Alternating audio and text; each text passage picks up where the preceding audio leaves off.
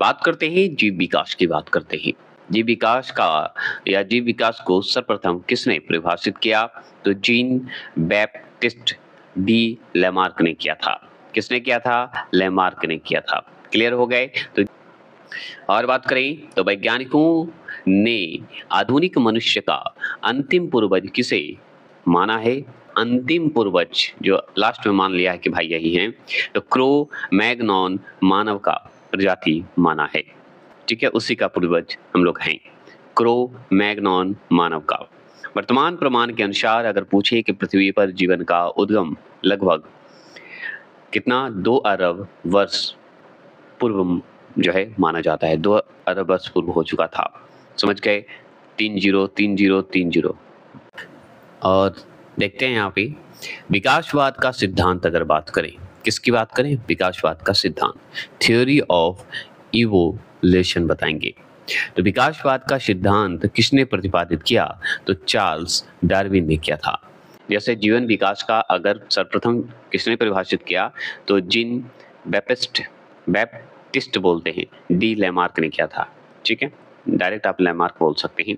और आधुनिक मनुष्य का अंतिम पूर्वज हम लोग मान गए क्रो मैग्नॉन को, मानव को मान गए। इसका हमारा अगर मानव का उद्गम अगर पूछे जीवन का पृथ्वी पर तो 2 अरब मानते हैं। और इसी तरह विकासवादी का सिद्धांत का मानते हैं, चार्ल्स डार्विन को मानते हैं। उसी तरह उदय विकास है। उदय विकास का मुख्य कारक क्या है बता सकते हैं? तो प्राकृतिक वर्ण, नेचुरल्स। उदय कैसे होगा? प्राकृतिक के बिना थोड़ी होगा, मतलब सिलेक्शन जैसे होता है ना, वर्ण मतलब सिलेक्शन, नेचुरल सिलेक्शन।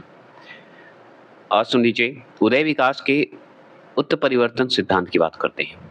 ठीक है, अब उत्परिवर्तन सिद्धांत मतलब mutation, theory of evolution, evolution बोल दीजिए, का प्रतिपादन किसने किया? तो डी व्रिज ने किया था।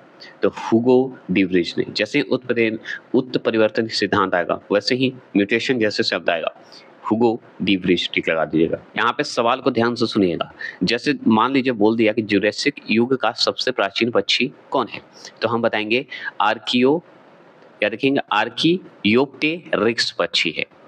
ये क्या है पता है? सरीसृप जो रेंगने वाला पक्षी होता है, मतलब रेंगने वाला कीड़ा, और एक होता है पक्षी वर्ग। तो ये सरीसृप और पक्षी वर्ग के मध्य की कड़ी है, जोड़ने के काम करता है।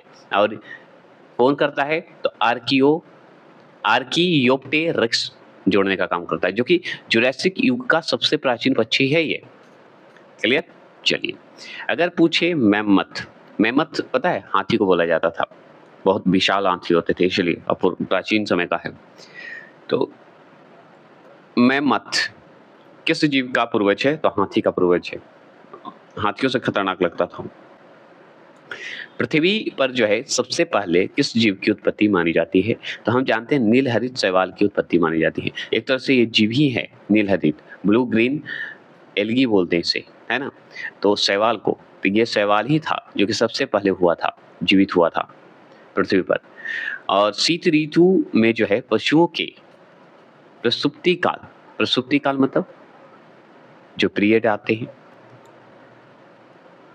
तो उसे क्या कहा जाता है? हाइबरनेशन कहा जाता है। किसे कहते हैं? हाइबरनेशन कहते हैं। किस जीव में स्नायु तंत्र होते हैं? स्नायु तंत्र को ही तंत्रिका तंत्र बोला जाता है, नर्वस सिस्टम बोला जाता है। तो किस जीव में तंत्रिका तंत्र तो होते हैं परंतु मस्तिष्क नहीं होते हैं? तो वो होते हैं स्टारफिश में। स्टारफिश में क्या है? नर्वस सिस्टम होंगे लेकिन मस्तिष्क मतलब दिमाग नहीं होते हैं। तारा मीन बोलिए या स्टारफिश बोलिए, इसमें आपको दिमाग नहीं दिखने को मिलेगा, मस्तिष्क नहीं दिखने को मिलेगा। जीवाणु की बात करते, बैक्टीरिया की बात करते, तो जीवाणु में किस प्रकार के राइबोसोम पाए जाते हैं? तो हम बताएंगे 70 एस राइबोसोम पाए जाते हैं। तो बैक्टीरिया में अगर पूछे कि राइबोसोम बताइए तो हम बताएंगे 70 एस राइबोसोम पाए जाते हैं। डायनासोर की बात करते हैं, ठीक है, जीवन की उत्पत्ति जैसे हो रही है धीरे धीरे, उससे सवाल बन रहा है, उसी को हम खत्म कर रहे हैं, है ना। तो डायनासोर की बात करें तो डायनासोर सरीसृप मतलब रेप्टिकल जो कि रेंगने वाला को बोलते हैं। तो डायनासोर आता था सरीसृप में। किस वर्ग में आता है? सरीसृप वर्ग में, रेंगने वाले में आता है, जिसका उदय जो है मेसोजाइक युग में हुआ था। किस युग में? मेसोजाइक युग में हुआ था डायनासोर की उत्पत्ति। सोचिए, डायनासोर मतलब था, है ना। तो इसका मतलब हम लोग का भी प्रजाति जो है धीरे-धीरे सही है और भी पता चलेगा। अब देखिए नीलहरित शैवाल की बात करते हैं, जो कि हमारा अगर परिचय दिया जाए तो नीलहरित शैवाल को ही बताते हैं कि जीवित था। बैक्टीरिया की बात करते हैं, कवक की बात करते हैं, तो नीलहरित शैवाल, जीवाणु तथा कवक में लवक लवक होता है, प्लास्टिड को बोलते हैं, नहीं पाए जाते हैं, बल्कि लोमिली, क्या बोलते हैं? लोमड़ी बोल दीजिए, लोमिली, लोमिली के आकार की जो है कौन सी रचना पाई जाती है, बता सकते हैं? तो हम बता देंगे क्रोमैटोफोर्स पाया जाता है। क्या पाया जाता है? क्रोमैटोफोर्स पाया जाता है। तो नीलहरित शैवाल, जीवाणु मतलब बैक्टीरिया और कवक मतलब फंगस, इसमें लवक नहीं पाए जाते हैं, ठीक है? लेकिन ल से लवक तो नहीं पाया जाएगा, लेकिन ल से लोमिली पाया जाएगा, नीलहरित में, जीवाणु में और कवक में। और उसी के आकार की रचना को, जो रचना है, साइज है, वो कहाँ पाई जाती है? तो क्रोमैटोफोर्स में पाई जाती है। यही सवाल है। आपसे पूछे किन पौधों में जाइलम वाहिका, वाहिकाओं की अगर बात करें या वाहिका बोल दे कोई दिक्कत नहीं है, तो किन पौधों में जाइलम वाहिकाओं का जो है अभाव होता है, तो हम बताएंगे अनावृतीय बीज और टेरिडोफाइटा में होता है। अनावृतीय बीज को बताइए क्या बोला जाता है और आवृत बीज को क्या बोला जाता है? मैंने बहुत बार इंग्लिश हिंदी दोनों में पढ़ा है, प्लीज कमेंट करेंगे। तो अनावृतीय वृक्ष और टेरिडोफाइटा में ये पाया जाता है जाइलम वाहिका, मतलब कमी होती है, इसमें अभाव होता है, अभाव मतलब कमी होती है। अब आगे चलें और बात करते हैं 5 जगत वर्गीकरण की बात करते हैं, 5 किंगडम क्लासिफिकेशन की बात करते हैं। तो किसने प्रस्तुत किया था? तो हम बताएंगे हिटेकर ने किया था, हिटेकर बोल दीजिए। तो 5 जगत वर्गीकरण की बात करेंगे तो 5 किंगडम क्लासिफिकेशन का शुरुआत करने वाला और कोई नहीं, हिटेकर थे। कौन थे? हिटेकर थे। क्लियर? 5 किंगडम क्लासिफिकेशन की बात करें, किसने प्रस्तुत किया था? तो हम जानते हैं हिटेकर ने किया था, ठीक है? 5 किंगडम क्लासिफिकेशन दिए थे बोलते हैं, ठीक है? तो मैक क्लिंटॉक बोलिए या मैक क्लिंटॉक बोल दीजिए, कोई दिक्कत नहीं है। तो इसने क्या किया है, मतलब इसने क्या किए कि खोज की, किसका खोज किए? तो हम बोलेंगे जंपिंग जो जीन होता है उसकी खोज किए थे। और जंपिंग जीन को एक और नाम से जानते हैं जिसे ट्रांसपोजेबल तत्व बोला जाता है, ठीक है? इसकी खोज किए थे मैक क्लिंटॉक ने किया था। अगर मैं बात करूं कौन सा जो है क्षार जो है डीएनए तथा आरएनए दोनों में पाए जाते हैं, तो कौन ऐसा क्षार है जैसे एक अम्लीय होता है, एक क्षारीय होता है, एक उदासीन होता है ना? तो क्षारीय पूछ रहा है, तो क्षारीय में कौन सा ऐसा क्षारीय है जो कि डीएनए और आरएनए दोनों में पाया जाएगा? तो वो पाया जाता है साइटोसिन, गवानीन, या देखिए गवानीन और एडिनिन, ये सब जो है एडिनिन, ठीक है, गवानीन और साइटोसिन, ये सब जो है दोनों डीएनए आरएनए दोनों में पाया जाता है, याद रखिएगा। और ये तीनों जो नाम आप सुन रहे हैं ये क्षारीय के रूप में जाना जाता है। तो ब्लड हमारा कैसा होता है, कमेंट कीजिएगा। ऐसे कौन से उड़ने वाले जीव हैं जो पक्षी वर्ग में नहीं आते हैं? तो चमगादड़ जो है पक्षी वर्ग में नहीं रखा जाता है, ठीक है? क्यों? क्योंकि उड़ने वाले हैं लेकिन पक्षी वर्ग में नहीं आते। तो बताइए किस में आएंगे? चमगादड़ जो है बैट को उड़ने की क्षमता होती है, ठीक है, उड़ने की क्षमता होती है, तो क्षमता होते हुए भी पक्षी वर्ग के अंतर्गत नहीं शामिल किया गया है, बल्कि इसे जो है स्तनपायी वर्ग में सम्मिलित किया गया है। समझ गए? तो सरीसृप में भी नहीं रखा गया है, इसे स्तनपायी में रखा गया है। समझ गए? तो चमगादड़ जो है उड़ सकता है लेकिन पक्षी वर्ग नहीं कहिएगा, तब से पक्षी मत बोलिएगा चमगादड़ को, स्तनपायी में रखिएगा इसको, ठीक है? ये बच्चा देने वाला हो जाता है। वह समूह जिसके जंतु प्राय जो हैं रात्रिचर होते हैं, रात्रि में कौन है? मच्छर, चमगादड़, उल्लू, ये सब रात्रिचर होते हैं। और हमारा चमगादड़ तो हम जानते हैं स्तनपानी होते हैं, ठीक है, जानते हैं स्तनपायी होते हैं। और उल्लू हमारा रात में, मच्छर हमारे रात में ही काटते हैं, देखते हैं सोते हैं तो मच्छर काटता है। चलिए तो देखिए कुछ साधारण नाम है, उनके वैज्ञानिक नाम है, तो चलिए इसको हम लास्ट में पढ़ेंगे और फन के साथ पढ़ेंगे, एंडिंग करेंगे। तो आगे ऑनलाइन खत्म कर देते हैं, उसके बाद चलेंगे। तो यहाँ पे देखिए कि कवकों और उच्चतर पादपों की जड़ों के मध्य कौन सा कार्यात्मक सहचर बताइएगा पाया जाता है, तो कवक मूल पाया जाता है, माइक्रोइजा पाया जाता है, जो है फंक्शनल जो एसोसिएशन होते हैं पाए जाते हैं, तो उसे हम कवक मूल कहते हैं। मूल मतलब जड़, ऐसे याद रखिएगा। और कवक को हम माइकोलॉजी के अध्ययन के तहत रखते हैं, है ना। तो कवक मूल भी बोल दीजिएगा तो कोई दिक्कत नहीं है। तो इंग्लिश में इसी को, कवक मूल को ही माइकोराइजा कहा जाता है, ठीक है। तो माइकोराइजा बोल दीजिए। एक बात करते हैं और भी, ईस्ट की बात करते हैं। ईस्ट और मशरूम की बात करते हैं। मशरूम हम खाते भी हैं लोग। तो ईस्ट और मशरूम किस प्रकार की जीव हैं, तो हम बताएंगे फफूंदी है। फफूंदी मतलब कवक, फंगस का है ना कवक, फफूंदी है, फंगी है, तो हम जानते हैं। तो ईस्ट और मशरूम जो है कवक का हिस्सा है। कपास में पाए जाने वाला प्रमुख घटक कौन सा है, बता सकते हैं। तो सेलुलोज का नाम सुने हैं, सेलुलोज है। तो कपास में जैसे ही शब्द आए कपास में पाए जाने वाला, तो बताइएगा सेलुलोज। अगर ईस्ट और मशरूम में पूछे तो आप कवक दे देगा, शैवाल दे देगा, सेलुलोज देगा, तो उसमें फफूंदी टिक लगाइएगा, मतलब कवक लगा दीजिएगा। और भी सवाल देखें, लाइकेन की बात करते हैं। तो लाइकेन किससे निर्मित होते हैं, तो हम बताएंगे कवक, मतलब कवकों से और शैवालों से निर्मित होते हैं। तो फंगी और एल्गी दोनों से निर्मित होते हैं लाइकेन। तो मतलब लाइकेन किससे निर्मित होता है, तो कवक और शैवाल से। ऐसे सवाल है। आपसे पूछेगा जीवन चक्र की दृष्टि से अगर देखें पौधे का सबसे महत्वपूर्ण अंग कौन सा है, तो हम बताएंगे पुष्प। कौन सा अंग है, पुष्प। तो जीवन चक्र की दृष्टि से अगर देखें पौधे का सबसे महत्वपूर्ण अंग, तो हम बताएंगे पुष्प। अगर मान लीजिए क्लोरोफिल की बात करें, क्लोरोफिल के निर्माण में कौन सा तत्व जो है महत्वपूर्ण होता है, तो मैग्नीशियम होता है, Mg होता है। ठीक है, क्लियर हो गया। आगे चलिए, आपसे पूछेगा अधिकांश कीट जो है किसके द्वारा श्वसन करते हैं, तो हम बोलेंगे वातक तंत्र द्वारा निर्मित होते हैं। किसके द्वारा, वातक तंत्र द्वारा। देखिए, एक अनावृत होता है अनावृत बीज होता है, एक आवृत बीज होता है। तो आवृत बीज को ही आवृत पादप कह दीजिए, जिसे हम एंजियोस्पर्मिक प्लांट बोलते हैं। देखिएगा, आवृत बीज का अगर उदाहरण पूछ रहा है तो कुनैन को टिक लगाइएगा। कुनैन जो है क्या है, ये है आवृत पादप का, आवृत पौधे का उदाहरण, जो कि क्या होता है, इससे होता है सिनकोना नामक पादप, जो पौधा की छाल से प्राप्त होता है। ठीक है, कुनैन याद रखिएगा, सिनकोना नामक पौधे से प्राप्त होता है। इससे क्या होता है, मलेरिया जो होते हैं उसके उपचार के लिए हम लोग प्रयोग करते हैं, मलेरिया को ठीक करने के लिए। अब सेब में पाए जाने वाले जो लाल रंग का जो देखे हैं, सेब में जो लाल रंग दिखता है, इसका कारण क्या है बताइएगा। तो एंथोसाइनिन के कारण होता है। तो सेब में पाए जाने वाला जो लाल करैल है, लाल रंग है, वो कारण है एंथोसाइनिन के कारण होता है। टमाटर लाल क्यों होता है भाई, तो टमाटर में लाल रंग अगर आपको पूछे तो किसका कारण बताइएगा, क्या उपस्थित होता है उसमें, तो हम लाइकोपिन बता देंगे। लाइकोपिन की उपस्थिति के कारण होता है, उसमें लाइकोपिन प्रेजेंट होता है।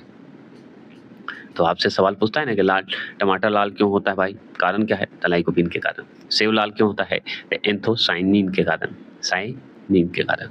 शहतूत के फल का वैज्ञानिक नाम अगर आपसे पूछेगा तो क्या बताइएगा, सोरोसिस बता देंगे। क्या बताएंगे, सोरोसिस। सोरोसिस तलबिश अदंतिस में खाली अंतर याद रखिएगा। अब सुनिए, जैसे हम पढ़ेंगे कि सर्पों की 20 ग्रंथियां, सर्पों के बीच मतलब सांप का जो जहर का जो ग्रंथि होती है, ग्लैंड जो होती है, उसकी बात करते हैं। तो किस अंग के समान है, तो किस अंग के समान है, मतलब होमोलॉगस बोलते हैं, होमोलॉगस है। तो किस अंग के समान है, होमोलॉगस है। तो कौन सा है बताइए, तो हम बताएंगे, क्या बताएंगे, लाल ग्रंथि का नाम सुने हैं। तो कशेरुकी प्राणियों की लाल ग्रंथियों, मतलब लाल ग्रंथि नहीं, लाल ग्रंथियों के हैं। क्या हैं, लाल ग्रंथियों के हैं। क्लियर। तो कशेरुकी प्राणियों की लाल ग्रंथियों की बात करता है। चर प्लांट जिसे बोलते हैं, निपेंथिस पूरा नाम है खासियाना। ठीक है, तो निपेंथिस खासियाना जो है, जिसे हम पिचर प्लांट बोलते हैं, नामक पौधे जो हैं मुख्यतः भारत के किस राज्य में पाया जाता है, तो मेघालय में। तो आपसे पूछेगा पिचर प्लांट कहाँ पाया जाता है, तो मेघालय में। अगर आपसे पूछते कि चट्टानों पर उगने वाला जो पादप, पादप मतलब पौधा, हमेशा याद रखिएगा, तो पौधा जो है क्या कहलाता है? तो शैलोदभिद कहलाता है। अब शैलों से बना होता है तो शैलोदभिद हो जाएगा, है ना? तो चट्टान पे जो होते हैं वो क्या होते हैं? शैलोदभिद होते हैं। चट्टान है ना, चट्टानों पे उगता है तो शैल, शैल माने चट्टान, और उस पे उगने वाला पेड़ को शैलोदभिद कहेंगे। चल, लेकिन याद रखिए घटपर्णी भी बोला जाता है, पीचर प्लांट को ही बोला जाता है। कीटभक्षी पादप बोलते हैं हम उसको, मतलब कीट को खाने वाला पौधा के अंतर्गत आता है। इसकी पत्ती जो होती है, पत्ती के जो पर्ण होते हैं, फलक जो होते हैं, फलक घट होते हैं, मतलब घड़े जैसा होते हैं, और घड़े में रूपांतरित हो जाता है। तो वो जो घड़ा जैसा खुला है वो बंद हो जाता है, और समझिए खा के वो जिंदा होता है। तो पीचर प्लांट है जिंदा, तो इसका मतलब पेड़ जिंदा होता है, उसका जड़ भी बढ़ते रहता है। तो हो सकता है वो कभी भी आदमी जैसा बन सकता है, जो मूवी में दिखाया जाता है। फन कर रहा हूँ बस याद करने के लिए। कौन सा प्राणी जो है अपनी आंत जो है अपनी आंत में जल का संग्रह करता है? तो ऊंट। ऊंट के आंत में जो है जल रहता है। एक बात पता है, सबसे बड़ा अकशेरुकी, कशेरुकी और अकशेरुकी, इसका पता है मतलब क्या होता है? मतलब यही है कि वैसा जानवर जिसका आमतौर पर जो रीढ़ है और रीढ़ की हड्डी होती है, अगर रीढ़ की हड्डी है तो उसे कशेरुकी में रखेंगे, और अगर माने रीढ़ की हड्डी नहीं है, विकसित नहीं है, उसे अकशेरुकी, मतलब अकशेरुरिक में रखेंगे। तो वही तो पूछा, सबसे बड़ा अकशेरुरिक जिसकी रीढ़ की हड्डी नहीं है उसे हम क्या कहेंगे, कौन से जीव है? तो हम बताएंगे कोलोसल। ठीक है, कोलोसल सिक्वेड जो है जीव, इसमें रीढ़ की हड्डी नहीं होती, इसलिए सबसे बड़ा अकशेरुरिक है। अब है कि लीची के फलों को जो है किस शाखा के अंतर्गत रखा गया है? तो एक बीजी वेरी के रूप में रखा गया है। एक बीज है लीची के फलों का, अगर शाखा बताएं, ब्रांच बताएं, तो एक बीज के अंतर्गत रखा गया है लीची को, एक ही बीज के अंतर्गत। हल्दी पौधे के जो है तने, तने को स्टेम कहते हैं, तने से प्राप्त होते हैं। तो हल्दी वाल पूछता है ना, और उसका खाने वाला हिस्सा जो है क्या खाते हैं? प्रकंद खाते हैं। ठीक है, तो प्रकंद कहा जाता है, इसके खा जाते हैं। ठीक है, अगर हम बात करें लाल मिर्च की बात करेंगे, तो लाल मिर्च जो है किसकी उपस्थिति के कारण तीखी होती है? तो लाल मिर्च तो देख ही रहे हैं क्यों तीखा हो जाता है, तो उसमें कैप्सेसिन के कारण हो जाता है, कैप्सेसिन के कारण हो जाता है। तो कैप्सेसिन के कारण लाल मिर्च जो है तीखा आपको दिखेगा। सबसे बड़ा जो है स्तनपायी जीव कौन सा है बता सकते हैं? तो व्हेल है, हम जानते हैं व्हेल मछली है जो कि सबसे बड़ी है, स्तनपायी जीव है। रेशम का कीड़ा जिसे हम सिल्क वॉर्म बोलते हैं, अपने जीवन काल की किस अवस्था में वाणिज्य जंतु जिसे कॉमर्शियल फाइबर बोलते हैं उत्पन्न करता है? तो वो करता है प्यूपा अवस्था में करता है। गर्म रुधिर वाले या समतापी तंतु के शरीर का तापमान कितना होता है? तो सदैव एक समान रहता है। गर्म रुधिर वाले जिसे वर्म ब्लडेड बोलते हैं, जिसे हम समतापी भी बोलते हैं, तंतु के शरीर का तापमान जो है कितना होता है? तो सदैव समान रहता है। ठीक है, क्लियर हो गया? चलिए, अगर हम बात करें समुद्री घोड़ा की बात करते हैं, जिसे हम सी हॉर्सेस बोलते हैं, किस प्रकार के जीव का उदाहरण है? तो मछली का उदाहरण है। किसका है? मछली का उदाहरण बताया गया है। ये भी क्लियर हो गया। अगर आपसे पूछेगा कि कौन सा स्तनपायी है जो अंडे देता है, देना एक वाला कर दीजिए, किडना अलग कर दीजिए। एक किडना जो है बच्चा नहीं देता है, अंडा देता है। तो चलिए बात करते हैं और कि जानने की इच्छा प्रकट करना या गूढ़ चिंतन या मनन करना मनुष्य को बानर गुण से थोड़ा सा अलग करता है, मतलब बंदर के गुण से अलग करता है। यही कारण है और कुछ नहीं। सवाल बनता है, अगर आपसे सवाल पूछेगा कि मानव शरीर में पाई जाने वाली सबसे छोटी कोशिका जो सेल है कौन सी है, तो हम जानते हैं शुक्राणु, जो कि पुरुषों में है। और अगर पूछा जाए कि सेरिब्रम, शुक्राणु जो पुरुष के लिए है, शुक्राणु सेरिबेलम की जो है ग्रेन्यूल सेल जो कि महिला में पाई जाती है, ये सबसे छोटी होती है। तो सेरिवेलम।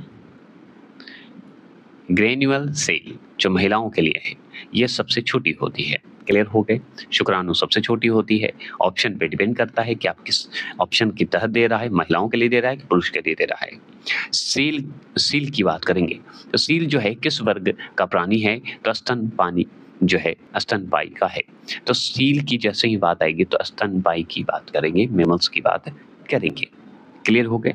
अगर पूछे कॉर्क की, किसकी बात करेंगे? कॉर्क।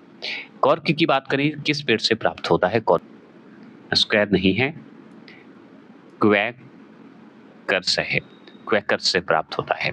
क्वैकर्स नाम का पेड़ है जिससे कॉर्क प्राप्त होता है। अगर डॉल्फिन की बात करें तो डॉल्फिन जो है किस वर्ग के अंतर्गत आता है? तो स्तनपायी के रूप में आता है। व्हेल हो गया, डॉल्फिन हो गया, ठीक है, ये सब होते हैं।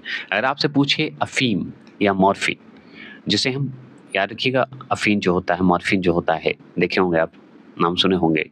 पोस्ते के पौधे के जो है अध पके फल से प्राप्त होते हैं, मतलब आधा पका हुआ, पूरा पका हुआ नहीं, पोस्ते के पौधे से ही प्राप्त होते हैं अफीम और मॉर्फिन, याद रखिएगा। चल,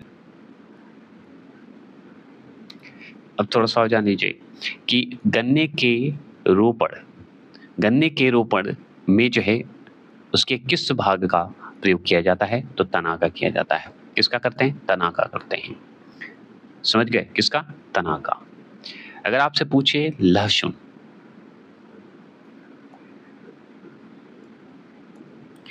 लहसुन की गंध, द स्मेल ऑफ गार्लिक बोलते हैं ना लहसुन को, तो लहसुन की गंध का क्या कारण है पता है? सल्फर यौगिक के कारण होता है, या आप बोल सकते हैं एलिमन की उपस्थिति के कारण होता है। तो लहसुन की गंध जो है सल्फर यौगिक की उपस्थिति के कारण होता है या एलिमन के कारण होता है। शुष्क जलवायु में अगर अनुकूलित पेड़ पौधों को क्या कहते हैं? तो मरूद भित्ति कहते हैं। क्या कहते हैं? मरूद भित्ति कहते हैं, ठीक है, एक्सरोफाइटा कहते हैं। क्लियर? चलिए चलिए बात करते हैं अधिपादप। अधिपादप अन्य पौधों पर क्यों निर्भर कर रहते हैं? तो अधिपादप अगर बात करें तो अन्य पौधों पर क्यों निर्भर रहते हैं? तो यांत्रिक सहारे के लिए रहते हैं। क्या रहते हैं? यांत्रिक सहारों के लिए रहते हैं, ये हम जानते हैं। अधिपादप की बात करते हैं। अगर हम बात करें टिक और माइट की बात करते हैं, टिक और माइट की बात करें, किस वंश से संबंधित है? तो मकड़ी वंश से संबंधित है। तो टिक और माइट आ जाए तो मकड़ी लगा क्या जाएगा? मकड़ी वंश लगा क्या जाएगा। अगर बात करें जुगनू का नाम सुने होंगे, जुगनू जिसे फायर फ्लाई बोला जाता है, चमकते रहता है, ठीक है। तो जुगनू की चमक किस एंजाइम के कारण होती है? लेयूसीफेरस के कारण होता है। लेयूसीफेरस के कारण जुगनू की चमक होता है, क्योंकि उसमें एंजाइम ही होता है। लिखा हुआ है सन हेम्प रेशो किससे प्राप्त होता है? तो फ्लोएम से प्राप्त होता है। तो सन हेम्प रेशे की अगर बात करें, मतलब रेशे मतलब जूट की बात करें, तो फ्लोएम से प्राप्त होता है। फ्लोएम से प्राप्त होता है। लेग यूम मूल ग्रंथियों से ही प्राप्त होगा। लेग हीमोग्लोबिन, तो लेग्यूम ऐसे याद रखिएगा। डार्विन का जो पुस्तक है, डार्विन की जो पुस्तक है ऑन द ओरिजिन, ठीक है, ऑफ स्पीसीज, कब प्रकाशित हुई थी? तो वर्ष 1859 में हुआ था, मतलब 1859 में हुआ था।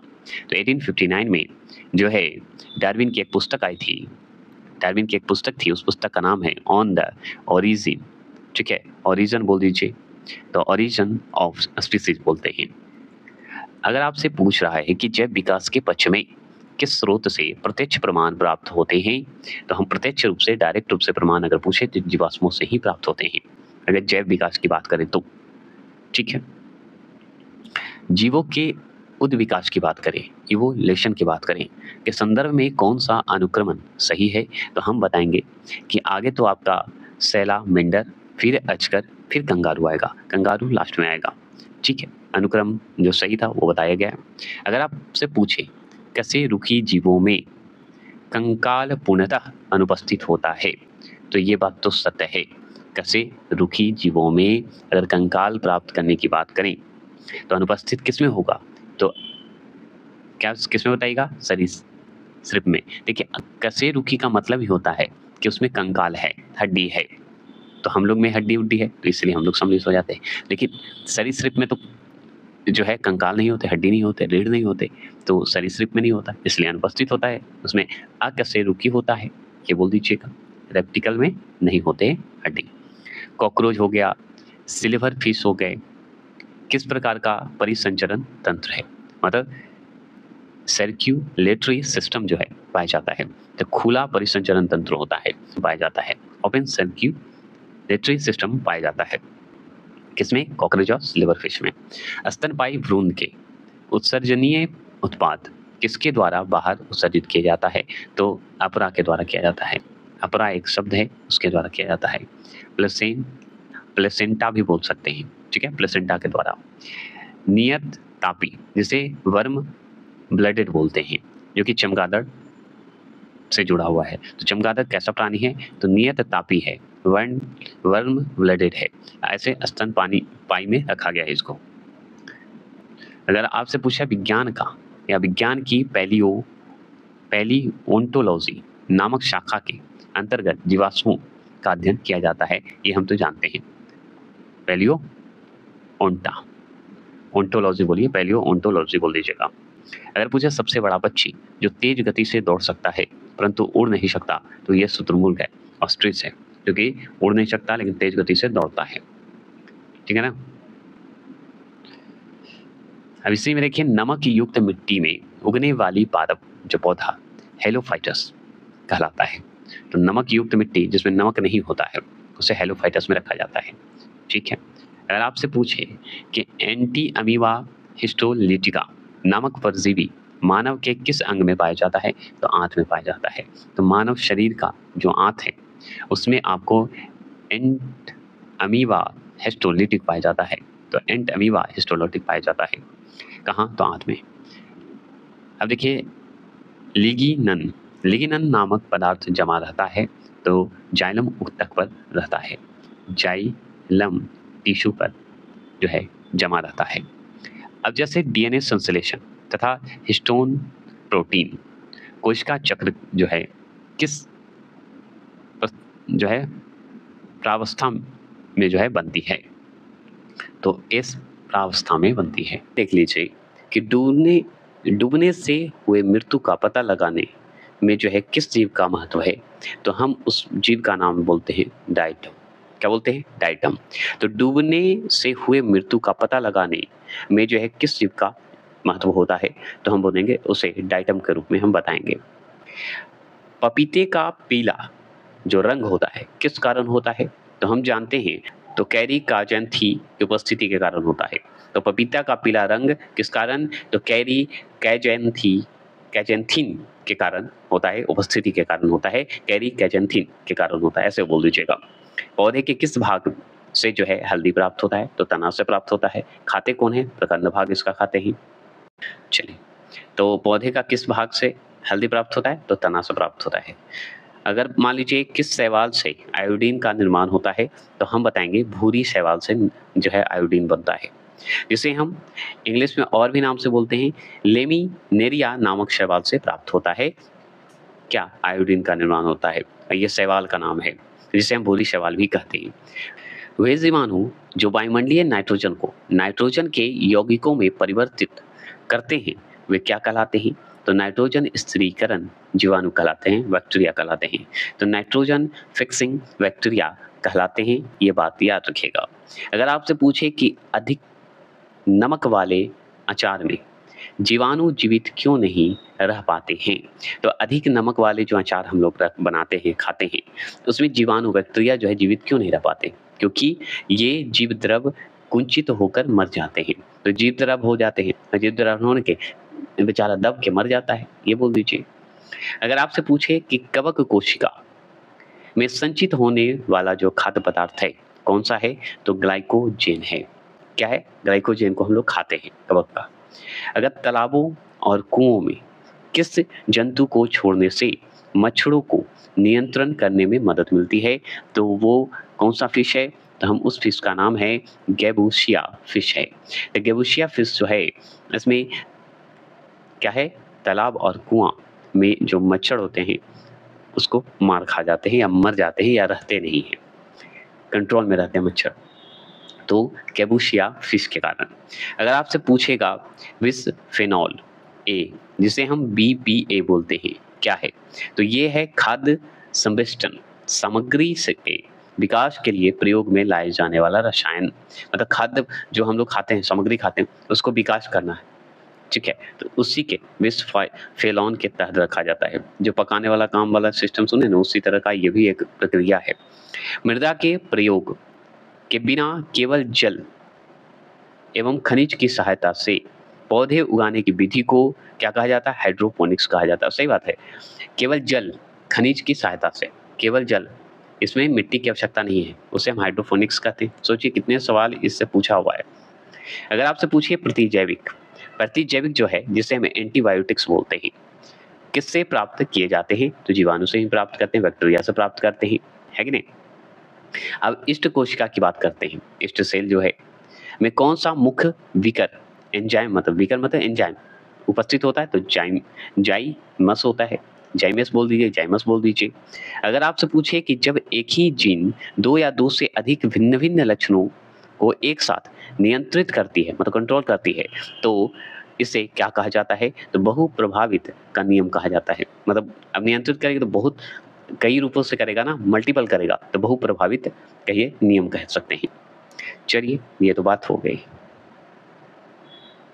अब देखिए क्यूनिन, क्यूनिन कहिए अथवा कुनैन कहिए, ठीक है? यहाँ पे देखिए क्यूनिन अथवा कुनैन किसकी छाल से प्राप्त होती है? तो सिलिकोना के पेड़ से प्राप्त होती है। मेंडन, जॉन मेंडन ने अपनी वंशागति नियमों, मतलब रूल ऑफ हेरिडिटी, हेरिडिटी वंशागति को प्रतिपादित करने में किस पौधे का प्रयोग किया था? तो हम जानते हैं मटर का। मटर का मतलब गार्डनर, गार्डनर पी बोला जाता है। मटर का पी बोलते हैं इंग्लिश में, तो गार्डनर पी बोल दीजिए। मटर क्या रखिएगा, मटर पे किए थे गार्डनर, वो भी मटर में कौन सा मटर? Gardener pea. अगर क्रेग जॉन मेंडल की बात करें, जिसमें 1822 और 1884 ईस्वी तक का समय काल को याद रखिएगा, आधुनिक अनुवांशिकी का जनक कहा जाता है। तो ग्रेग जॉन मेंडल को फादर ऑफ मॉडर्न जेनेटिक्स कहा जाता है, क्योंकि ये 1822 से 1884 के तहत ये काम किए थे। अगर आपसे पूछे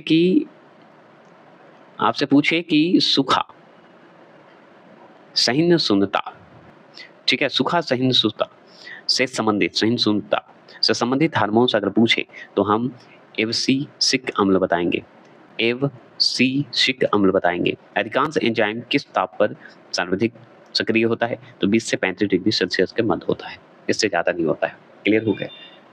चलिए, ये बात। अब चलिए कुछ पॉइंट हैं, हम बता देते हैं, यहाँ पे सुनते जाइए। जल एवं थल दोनों पर रहने वाले जीव को उभयचर कहते हैं। उभयचर के अंतर्गत जैसे मेढक हो गया, मगरमच्छ भी आप डाल सकते हैं। सीप, घोंघा, कौड़ी, ऑक्टोपस और कटल फिश आदि जो है मोलास्का संघ का आता है। मोलास्का संघ का जीव होते हैं, याद रखने वाली बात है। तो चलिए, ये हो गए आपके खत्म। अब नेक्स्ट चलेंगे, सेल तो पढ़ा चुका हूँ, नेक्स्ट पढ़ेंगे हम लोग क्या है? पोषण। जल्दी